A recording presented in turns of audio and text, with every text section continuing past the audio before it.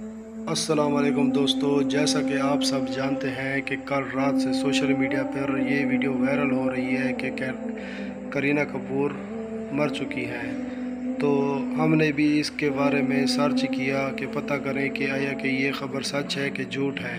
जब हमने इस खबर के बारे में पता किया तो हमें पता चला कि ये सब फेक खबरें फैलाई जा रही है सिर्फ व्यूज़ हासिल करने के लिए।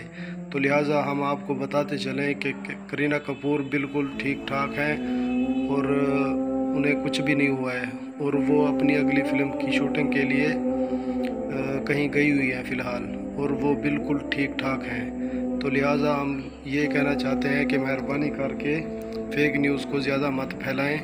व्यू के चक्कर में आपने एक जिंदा जीती जागती को मरा हुआ करार दे दिया है।